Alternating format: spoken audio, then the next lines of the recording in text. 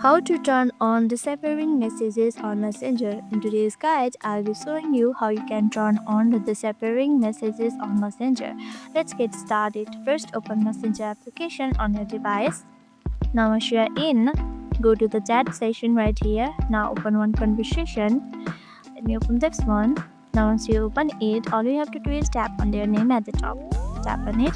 Here, scroll down until you see disappearing messages. It's right here. Tap on it. Now you can just turn on this disappearing messages. It's off right now, so you can turn it on. Tap on this 24 hours and the disappearing messages will be turned on for 24 hours. It says that messages will disappear after the selected duration. It means that the messages you have done with that person will disappear after 24 hours. That's it. Hope this video helped you. If it did, make sure to give this video a thumbs up and subscribe for more tips and tutorials. Thank you for watching.